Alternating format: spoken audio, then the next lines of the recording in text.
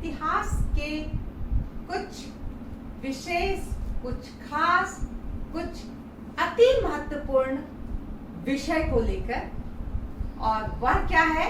मौर्य साम्राज्य। मौर्य साम्राज्य भारत के इतिहास के में ही नहीं, प्राचीन भारत के इतिहास में ही नहीं, ये पूरे भारत के इतिहास में एक महत्वपूर्ण स्थान रखता है मौर्य साम्राज्य।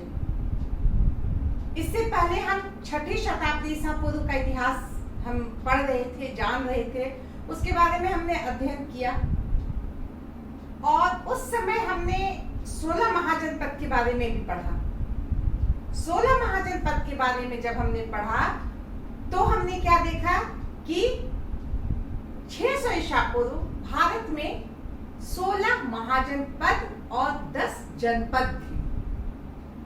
ये महाजनपद आपस में हमेशा टकराते रहते थे, हमेशा पारस्परिक संघर्ष इनमें चलता रहता था। अंततः क्या हुआ? 4 मुख्य राज्य बच गए थे, कौशल, मगध, वत्स और अवंती। तो ये 4 राज्य जो थे यह शक्तिशाली राज्य थे, जिन्होंने इन 16 राज्य में किसी ने किसी को, किसी ने किसी को अपने अधीन कर लिया, और मात्र 4 राज्य बच गए। अब इनमें से भी सिर्फ एक राज्य ऐसा था जो अंततः रह गया, और वह कौन सा था राज्य? मगध। मगध राज्य जो है वहीं पर मौर्य साम्राज्य का उदय हुआ। हमने पढ़ा पिछले अध्याय में 600 शताब्दी ईसा पूर्व, 600 ईसा पूर्व के इतिहास में हमने पढ़ा, क्या पढ़ा? कि मगध साम्राज्य में बिंबिसार नाम का एक बहुत शक्तिशाली, बहुत ही महान राजा हुए, जिन्होंने मगध साम्राज्य की शक्ति में बहुत अधिक इजाफा किया, बहुत अधिक वृद्धि की। उसके बाद उनके पुत्र अजातशत्रु ने भी मगध को बहुत अधिक प्रतिष्ठा दिलाई, बहुत विस्तार किया। उसके बाद भी उनके बहुत सारे उत्तराधिकारी हुए, दशरथ, मुंड, दर्शक। तो इन राजाओं ने भी मगध साम्राज्य में अपना पूरा एफर्ट दिया, अपनी पूरी शक्ति दी, और मगध साम्राज्य को एक विशाल साम्राज्य, एक शक्तिशाली साम्राज्य बना कर रखा। तो इस तरह हम देखते हैं कि वो ही मगध साम्राज्य अब 321 ईस्वी में यहाँ पे कौन बैठा? राजा बना चंद्रगुप्त मौर्य, और चंद्रगुप्त मौर्य ही मौर्य साम्राज्य का संस्थापक था। जैसा कि अभी हम कह रहे थे कि बिंबिसार, अजातशत्रु वगैरह वगैरह, ये जो राजा बने ये हर्यक वंश के राजा थे। इसके बाद मगध पर शिशुनाग वंश का शासन हुआ, वहां भी बड़े राजा हुए, उन्होंने भी मगध साम्राज्य की विस्तार में, उसकी प्रतिष्ठा में 4 चांद लगाए। इसमें एक कालाशोक भी था, कालाशोक, जिसने दूसरी बौद्ध संगीति करवाई थी। हमने पढ़ा था कि बौद्ध संगीति पहली वाली किसने करवाई थी? अजातशत्रु ने। कहाँ करवाई थी? राजगृह में। दूसरी वाली जो संगीति थी, बौद्ध संगीति, वह कालाशोक ने करवाई थी।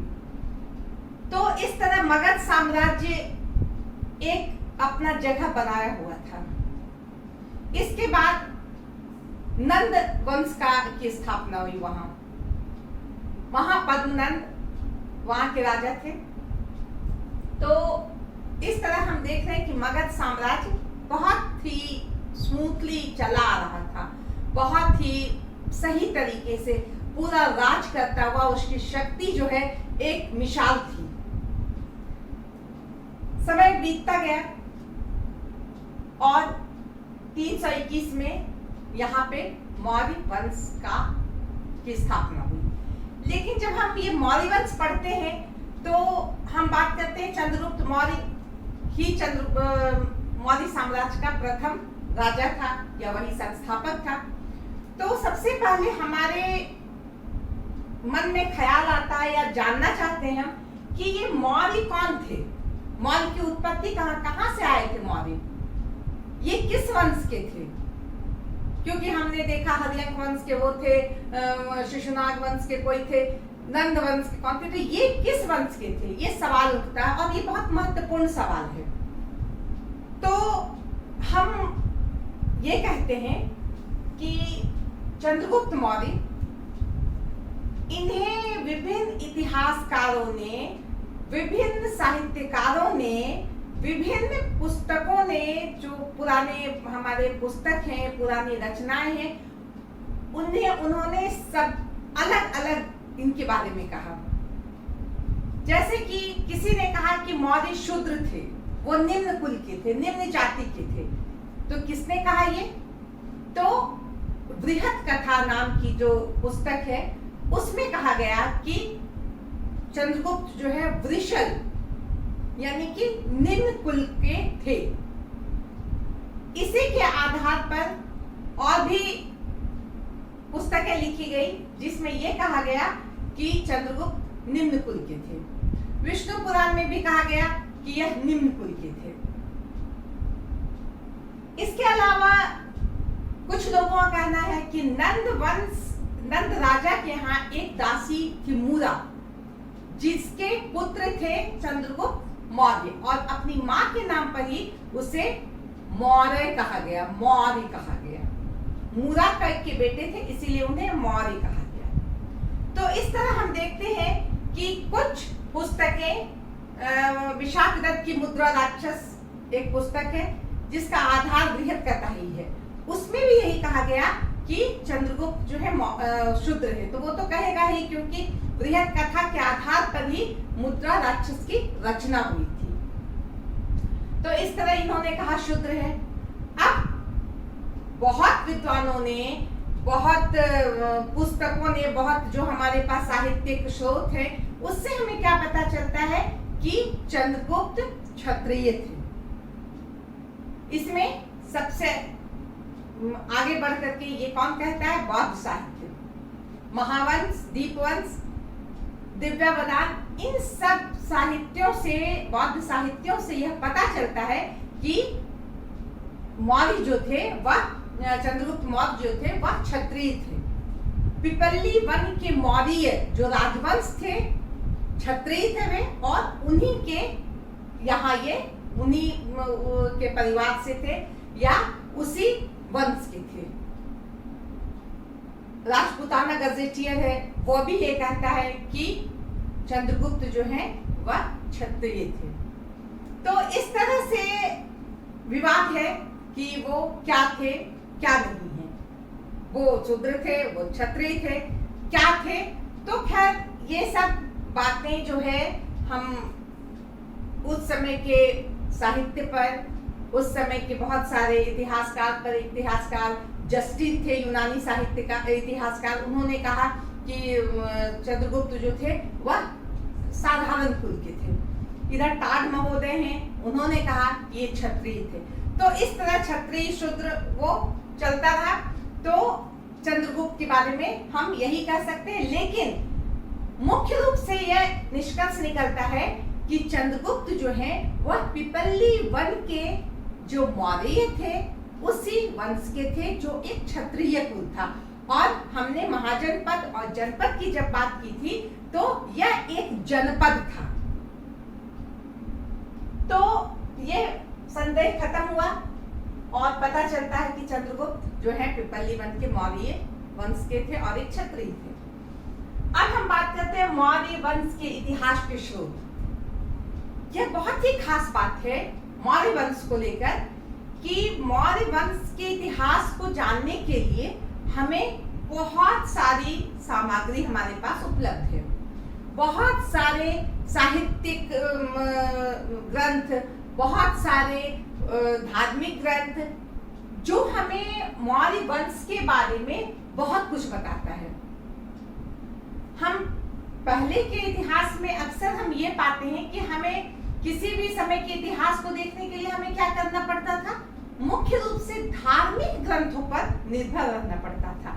लेकिन ऐसा पहली बार हुआ है कि मौर्य वंश के इतिहास के स्रोत में हमें गैर धार्मिक ग्रंथ भी बहुतायत मात्रा में मिले, बहुत सारे मिले हैं, जिससे हम उस समय की राजनीतिक स्थिति, सामाजिक स्थिति, आर्थिक स्थिति, सांस्कृतिक स्थिति के अलावे वहाँ के शासन प्रबंध, वहाँ के हर चीज के बारे में, कला, साहित्य, विज्ञान, सबके बारे में हमें जानकारी मिलती है। हमें हमारे पास इतनी सारी सामग्रियां हैं। तो इस तरह से हम कह सकते हैं कि ये जो मौर्य साम्राज्य के बारे में हम जो पढ़ते हैं या जो हमारे पास उपलब्ध है, वो बहुत अधिक ऑथेंटिक चीज हमारे सामने है। सबसे खास बात यह भी है कि मौर्य वंश के इतिहास के, मौर्य वंश के समय से हम देखते हैं कि हमें जो भी लिखित सामग्री हमारे पास, उसका हमें तिथिवार वर्णन मिलता है, जिससे हमारा जो ऐतिहासिक साक्ष्य है वो और भी पुष्ट हो जाता है, वो और भी मजबूत हो जाता है। और कहा गया है कि इसके बाद, इस समय से, मौर्य वंश के समय से हम जो है इतिहास के एक प्रकाशमय युग में प्रवेश करते हैं, क्योंकि तिथिवार हमें उसका सही ज्ञान होता है, बहुत सही तरीके से लिखा हुआ। ठीक है, अब हम बात करते हैं कि मुख्य स्रोत कौन कौन है।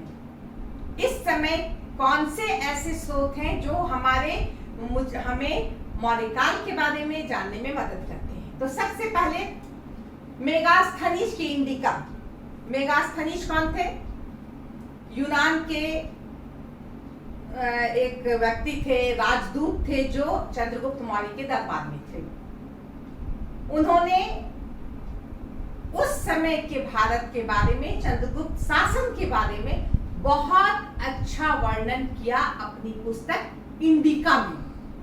इंडिका नाम था मेगास्थनीज के द्वारा जो लिखी हुई पुस्तक थी। दुर्भाग्य की बात है कि वो अभी हमारे पास साबूत नहीं है, वो क्षय हो गई है, बर्बाद हो गई, लेकिन उसके रेफरेंस से बहुत सारी बुक्स लिखी हुई है, बहुत सारी किताबें लिखी हुई है, जिससे हम उस समय के बारे में बहुत कुछ जान सकते हैं। इसके बाद जो दूसरा महत्वपूर्ण और बहुत ही सटीक एक ग्रंथ है, वह है कौटिल्य का अर्थशास्त्र। हम सभी जानते हैं कि चंद्रगुप्त के दाहिने हाथ थे कौटिल्य, उनके गुरु थे, उनके पुरोहित थे, उनके मार्गदर्शक थे चाणक्य।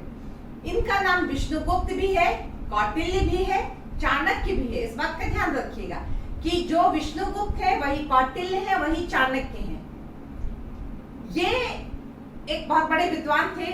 इन्होंने जो पुस्तक लिखी अर्थशास्त्र, वह ना सिर्फ उस समय के लिए प्रासंगिक है, उस समय के लिए उपयोगी थी, उस समय के बारे में जानकारी देती थी, बल्कि आज के समय में भी उसका बहुत अधिक महत्व है। उसमें बहुत बारीकी से, बहुत शोध करके उसमें सब कुछ लिखा गया था, जिसे हम आज भी अपने जीवन में, अपने शासन प्रबंध में, अपने दैनिक जीवन में हम उतार सकते हैं। वो इतनी अच्छी पुस्तक है। तो उस पुस्तक से भी हमें बहुत सारी जानकारियां मिलती है।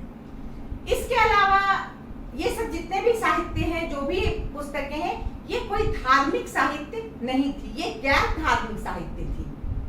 धर्म साहित्य नहीं, गैर धार्मिक साहित्य थी, जिसमें धर्म की प्रधानता नहीं थी। इसमें निष्पक्ष होकर, धर्म निरपेक्ष होकर के कहा जाए तो इसमें सारी सामग्री हमें प्राप्त होती है। अब हम बात करते हैं, विशाख दत्त ने एक पुस्तक लिखी थी मुद्रा राक्षस। उससे भी हमें उस समय के बारे में जानकारी मिलती है। किस समय के बारे में? मौर्य वंश के समय में, मौर्य पीरियड के टाइम, मौर्य पीरियड का हमें उस समय क्या होता था, कैसे होता था, सब हमें पता चलता है। तो ये तो हो गया गैर धार्मिक साहित्य, जिससे हमें बहुत अधिक मात्रा में जानकारी मिलती है मौर्य वंश के बारे में, मौर्य काल के बारे में। अब हम बात करते हैं कुछ धार्मिक साहित्य जिसने मौर्य काल के बारे में बहुत ही खास जानकारी दी। और वह क्या है, वह कौन सा है? बौद्ध साहित्य महावंश, दीपवंश और दिव्यावतार। इन पुस्तकों में मौर्य के चंद्रगुप्त के बारे में, मौर्य वंश के बारे में, मौर्य प्रशासन के बारे में, मौर्य राजनीति के बारे में बहुत कुछ हमें पता चल जाता है। इसके अलावे बहुत सारे अभिलेख हैं, बहुत सारे ऐसे पत्र हैं जो हमें उस समय के बारे में बताते हैं। जूनागढ़ अभिलेख, वह हमें, उससे भी हमें मौर्य वंश, उसके विस्तार का पता चलता है। तो इस तरह हम देखते हैं कि मौर्य वंश के इतिहास के स्रोत जो भी हमारे पास है, वह मौर्य वंश के समय की क्या सच्चाई थी, वह हमें हमारे सामने रखते हैं। मौर्य वंश को हमने बहुत खास कहा। क्यों बहुत खास कहा? इसलिए खास कहा क्योंकि सबसे पहली बात क्या बताया कि इस समय से हमारे यहाँ जो इतिहास लेखन की परंपरा वो तिथिवार शुरू हुई। उसमें तिथि का महत्व अभी से शुरू किया गया। जो भी हमारे पास सामग्री थी उससे हमें समय का भी पता चला, वो किस समय की घटना है। तो इसके लिए हम देखते हैं कि यह एक बहुत महत्वपूर्ण घटना थी। अब हम बात करते हैं दूसरी महत्वपूर्ण बात कि मौर्य साम्राज्य के बारे में हम क्यों पढ़ते हैं, ये क्यों महत्वपूर्ण है। तो हम देखते हैं कि मौर्य साम्राज्य में पहली बार एक वृहद भारत का निर्माण हुआ। इससे पहले, मौर्य वंश के पहले बहुत सारे छोटे छोटे राज्य थे। कहीं की भी शासन प्रणाली में एकता नहीं थी और इस तरह की अव्यवस्था होने के कारण जनता भी संतुष्ट और सुखी नहीं थी।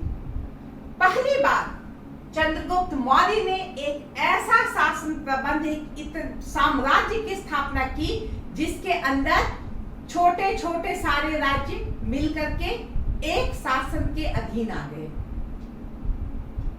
जो ये सपना चाणक्य ने देखा था और चंद्रगुप्त ने इसे पूरा किया था। तो ये खास बात हुई। और एक खास बात क्या हुई कि अब इस जो इतना बड़ा जो राज्य साम्राज्य हो गया, राज्य नहीं साम्राज्य, साम्राज्य की जो कॉन्सेप्ट होता वो इसी समय शुरू हुआ कहा जाए।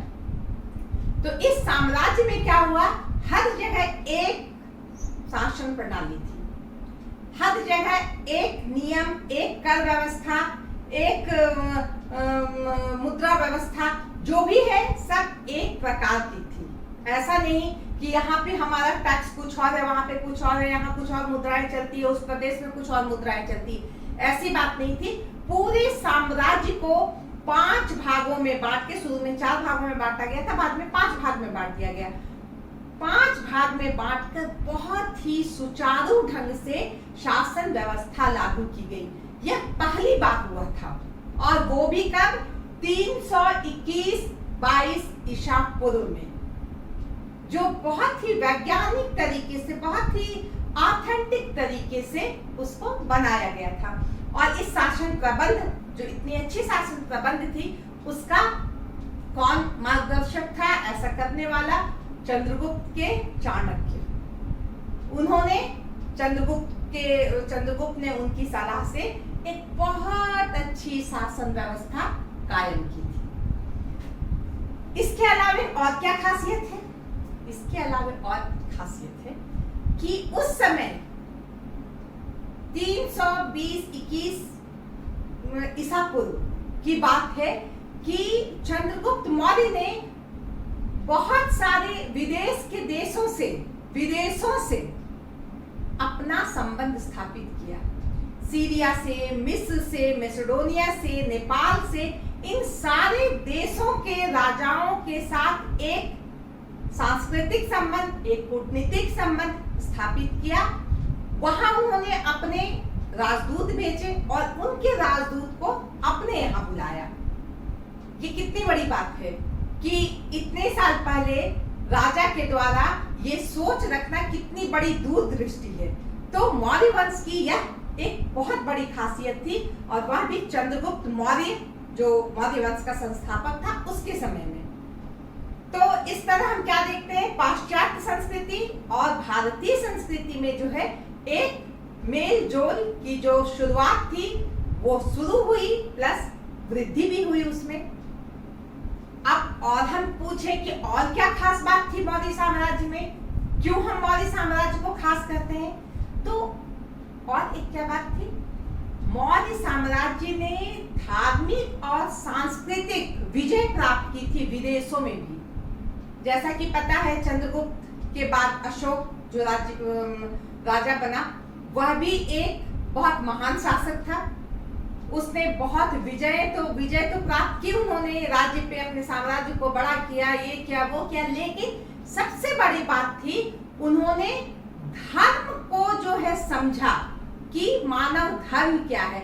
उन्होंने अशोक का एक धर्म हो गया जिसे उन्होंने पूरे विश्व में फैलाया, जो मानव के हित का धर्म था। अपने इस धर्म को फैलाने के लिए, चारों तरफ पहुंचाने के लिए उन्होंने अपने बहुत सगे को, अपने बेटे बेटियों को एक ऐसे जगह पर पहुंचाया जहां से वह एक सांस्कृतिक, व्यापारिक और आध्यात्मिक चेतना का विकास हुआ और उसमें वृद्धि हुई। एक प्रकार से धर्म गुरु का काम उस समय मौर्य वंश ने किया। तो इस तरह हम कहते हैं मौर्य वंश का इतिहास जो है वह बहुत ही महत्वपूर्ण है, क्योंकि उस समय ये खास बातें हुई जो अभी मैंने बताया। अब हम बात करते हैं चंद्रगुप्त मौर्य का प्रारंभिक जीवन। तो चंद्रगुप्त मौर्य का प्रारंभिक जीवन कैसा था? कहा जाता है चंद्रगुप्त मौर्य का जन्म 345 ईसा पूर्व में हुआ था। उनके वो पिपलीवन के मौर्य के प्रधान जो हैं उनके पुत्र थे, लेकिन उनकी हत्या हो गई थी। संभवतः उनकी हत्या नंद राजा के द्वारा हुई थी और उस समय उनकी पत्नी यानी चंद्रगुप्त की माँ अपने सगे संबंधियों के साथ वहां से अपनी जान बचाकर भागी थी और संभव वो पाटलिपुत्र में एक जगह छुप करके उन लोग ठिकाना बना करके रहते थे और पाटलिपुत्र में ही चंद्रगुप्त का जन्म हुआ। तो शुरू में ये छुप करके रहते थे, उन्हें नंदवंश से खतरा था, वो छुप करके रहते थे। वह मोर पालकों के बीच में रहते जो मोर पालते हैं। उसके बाद कुछ दिनों बाद चंद्रगुप्त का पालन पोषण एक ग्वाले ने किया। कुछ दिन बाद वो एक शिकारी के संपर्क में आए, शिकारी ने भी उनका पालन पोषण किया। तो इस तरह उनका जो प्रारंभिक जीवन था बहुत ही साधारण था, बहुत ही साधारण। कभी मयूर पालकों के बीच, कभी ग्वालों के बीच, कभी शिकारी के बीच उन्होंने अपना प्रारंभिक जीवन, अपना बचपन बिताया। लेकिन वह शुरू से ही बहुत प्रतिभाशाली थे। उनमें एक क्षमता थी, प्रशासनिक क्षमता। वो कभी कभी माने शुरू से ही दिखने लगती है कि कैसे लोगों को नियंत्रित किया जा सके, कैसे लोगों को समझाया जा सके, कैसे लोगों, तो ये जो चीज है वो उनमें अंदर शुरू से ही थी। कहा जाता है होनहार विद्वान के हो चिकने पात, वो चाहे कहीं भी रहे, अगर होनहार रहेंगे तो उनको कोई विघ्न बाधा उसे नहीं रोक सकता है। यही हुआ चंद्रगुप्त मौर्य के साथ। उन्होंने नंद वंश में जब वो बड़े हुए तो नंद वंश के यहाँ वहाँ सैनिक की नौकरी मिली उन्हें, सैनिक की नौकरी मिली, छोटी सी नौकरी, लेकिन बहुत ही प्रतिभाशाली थे। उनमें वो क्षमता थी जिससे वह नंद वंश के सेनापति बन गए। उनका जो नेतृत्व था वो बहुत अच्छा था, बहुत लोकप्रिय थे। उनकी लोकप्रियता से नंद वंश का राजा जो था खननंद, वो डर गया। सोचा भाई ये तो मेरा ही सरदर्द बन गया, इसको तो अपने रास्ते से हटा देना चाहिए, और उसकी हत्या का प्रयास किया गया। चंद्रगुप्त मौर्य को ये पता चला तो वहां से भाग गया। भाग करके वो इधर उधर भटकता रहा और उसके मन में भी नंदवंश के लिए एक खुन्नस था कि भाई वो मेरी हत्या का प्रयास कर रहा था और उसे ये भी पता था कि मेरे पिता का हत्यारा यही है। तो एक प्रकार से उसके मन में नंदवंश के प्रति एक विषाक्त भावना थी। इसी समय क्या हुआ, उन्हें चाणक्य मिल गए। वो चाणक्य कब मिल गए? इनके साथ भी एक घटना घटी कि चाणक्य एक बहुत ही विद्वान बहुत ही प्रकांड पंडित, तक्षशिला के पढ़े हुए स्कॉलर थे, ब्राह्मण परिवार के थे और बहुत ही दूरदृष्टि थी इनमें। ये सोचते थे कि क्या होने से क्या होगा, क्या हो रहा है। उनकी जो सोच है विद्वता के अनुसार ही थी, बहुत महान।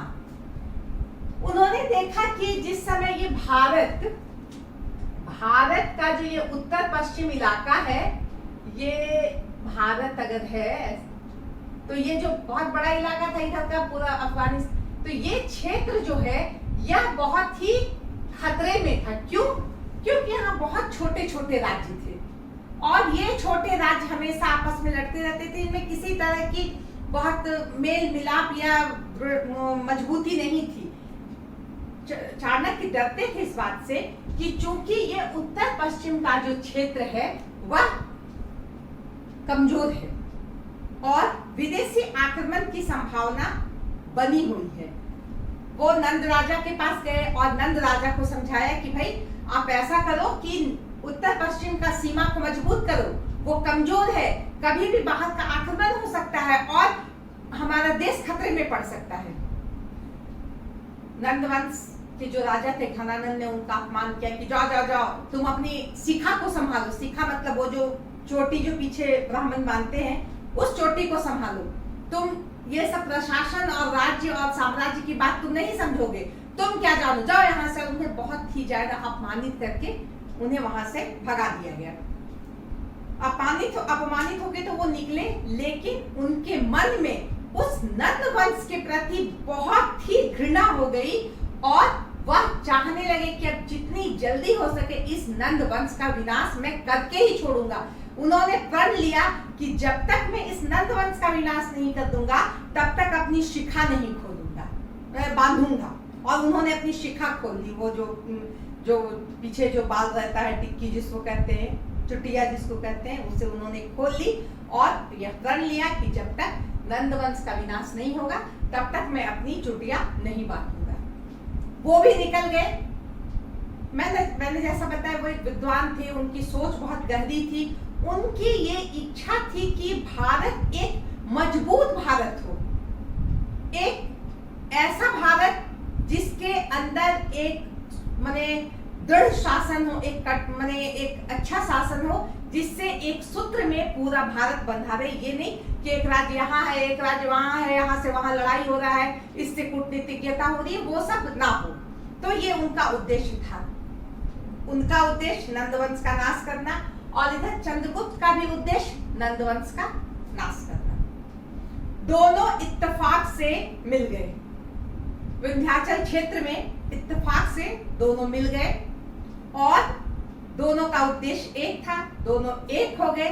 चंद्रगुप्त जैसे मार्गदर्शक और चाणक्य जैसे मार्गदर्शक और चंद्रगुप्त जैसे व्यक्ति, विजेता, महत्वाकांक्षी व्यक्ति।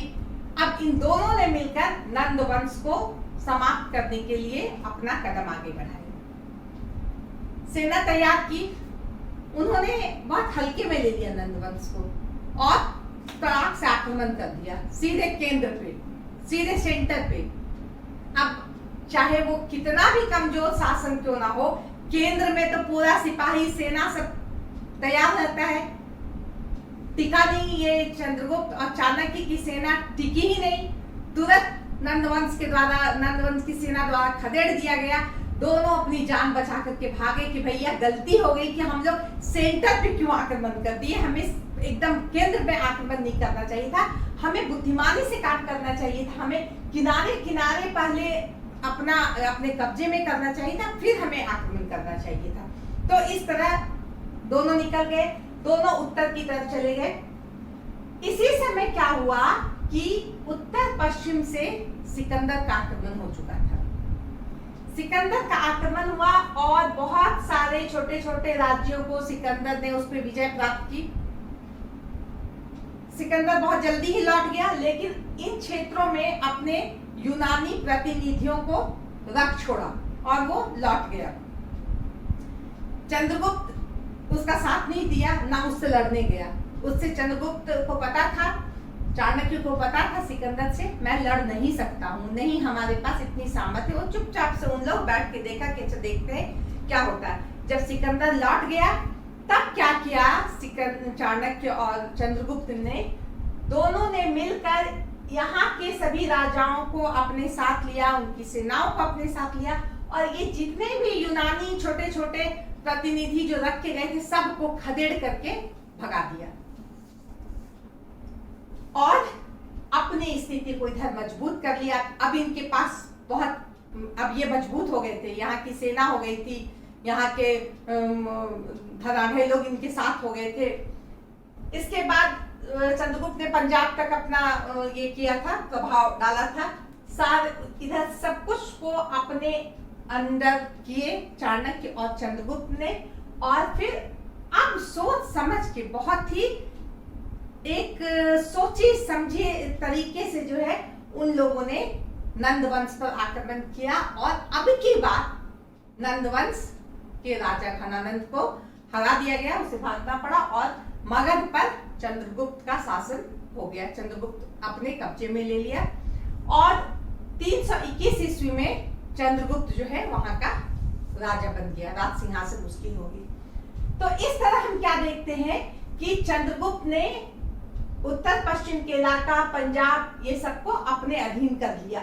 इसके बाद सौराष्ट्र, मालवा, दक्षिण भारत, इन सब भी क्षेत्रों पर चंद्रगुप्त ने अपना अधिकार अपने बल से, अपने शक्ति से कर लिया। यहां तक तो सब कुछ सब सही सही चलता रहा। अब क्या है कि एक और क्षेत्र बच गया जिसे चंद्रगुप्त को जीतना था, वह था कश्मीर का क्षेत्र। और यह जो है मलय केतु यहाँ का राजा था। मलय केतु ने क्या किया, उसका ध्यान बहुत दिनों से मगध पे लगा हुआ था। वह मगध के कुछ हिस्सों पर अपना अधिकार करना चाहता था। इसके लिए उसने क्या किया, यहाँ के कुछ कुछ सामंतों को अपने साथ लिया और कहा चलो हम लोग मगध पे चढ़ाई कर देते हैं। लेकिन इससे पहले ही चाणक्य और चंद्रगुप्त ने कश्मीर पर चढ़ाई कर दी और उनका जो सामंतों का जो एक और राजा मिलकर के एक गुट बनाया हुआ था उसमें फूट डाल दिया। चाणक्य ने अपनी नीति से इधर फूट डालो और शासन करो की नीति अपनाई और उनमें फूट डाल दी। मलय केतु कमजोर हुआ और चंद्रगुप्त का शासन कश्मीर पर हो गया। तो अब हम क्या देखते हैं, कश्मीर से लेकर कृष्णा तक, सौराष्ट्र से लेकर के पूरा मगध कैप्चर हो गया, चंद्रगुप्त के अधीन हो गया। अब यहीं पे समाप्त नहीं हुआ, चंद्रगुप्त की विजय यात्रा यहाँ समाप्त नहीं हुई। अब जो है यहाँ जो यूनानी राज्य था जिस पे चंद्रगुप्त ने अधिकार कर लिया था, यहाँ सेल्यूकस जो सिकंदर का सेनापति था वह यहाँ पे आ गया, फिर से अपने क्षेत्र में कब्जा करने के लिए, उस पर आक्रमण करने के लिए, उसे पाने के लिए चंद्रगुप्त फिर यहाँ लड़ने आया और फिर से बुरी तरह से सेल्यूकस को पराजित कर दिया। और सेल्यूकस ने हार मान ली और क्या क्या उसने कंधार, काबुल, हिरात, बलूचिस्तान, ये सारा क्षेत्र सौंप दिया चंद्रगुप्त को कि भैया लो। इसके अलावे अपनी पुत्री हेलेना का विवाह भी चंद्रगुप्त से करवाया। चंद्रगुप्त ने भी उसे उपहार स्वरूप 505 हाथी उसे उपहार दिए।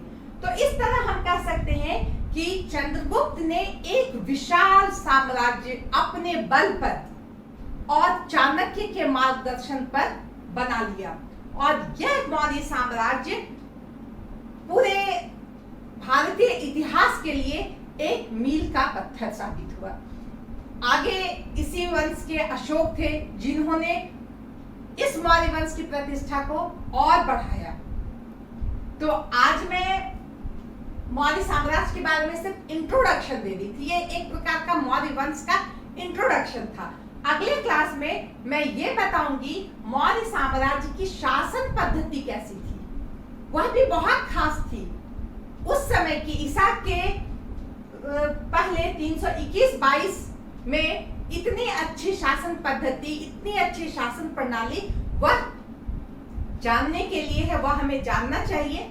तो अगले दिन हम मौर्य की शासन प्रणाली पढ़ेंगे। आज हमने मौर्य साम्राज्य के लिए एक इंट्रोडक्शन मात्र पढ़ा। धन्यवाद।